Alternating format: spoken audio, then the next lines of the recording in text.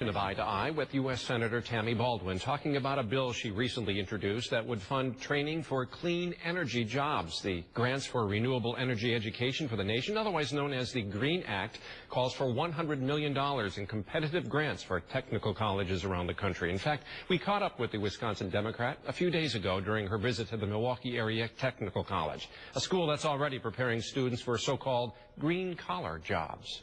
I've just introduced into the U.S. Senate the GREEN Act, which focuses on renewable energy education for our nation. It's very exciting, building partnerships between secondary and post-secondary institutions in this very fast-growing job area.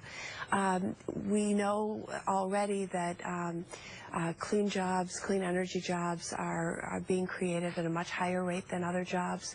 They pay better, and we want to be well poised for the future as we try to recover from a deep recession and grow our middle class. You know, I think pre-recession our nation had a huge focus on liberal arts four-year education, and when we saw during the recession so much job loss, there's much more focus on career readiness and technical education and skills to be career ready. And I think that's an important transition for us to make as a state and a nation. And that requires a conversation that starts a little earlier on. It can't just start when you're graduating from high school. Many of the initiatives are starting at the middle school level and early in high school in order to get young people thinking about where the jobs are going to be in the future and how they can best prepare to compete in a global economy. Well, there's a couple that this bill intentionally focuses on.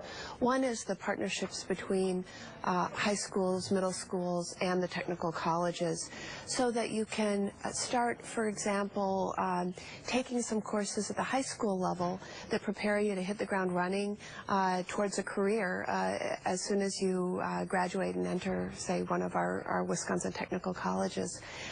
The other area is a focus on the facilities themselves, both at the high school as well as the technical college level.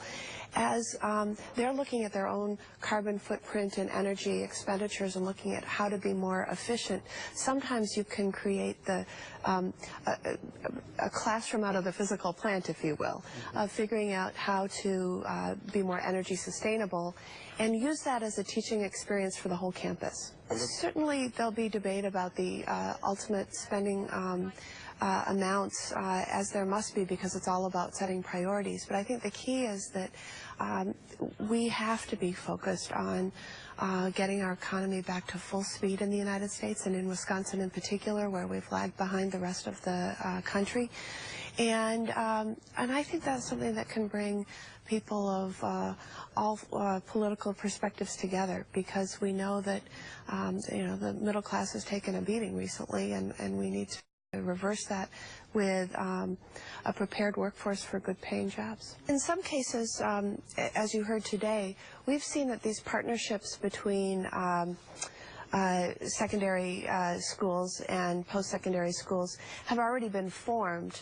And so if these partnerships have already been formed, they can compete for grants to improve and expand the curriculum in these renewable energy and sustainability areas. In some cases, we hope to incentivize the formation of these partnerships to begin with, and have those conversations begin, because we really need this to be everywhere. That's Wisconsin U.S. Senator Tammy Baldwin. According to the U.S. Labor Department's website, jobs associated with the production of green goods and services increased by 157,000 between 2010 and 11 to 3.4 million. That's about 2.5% of jobs. And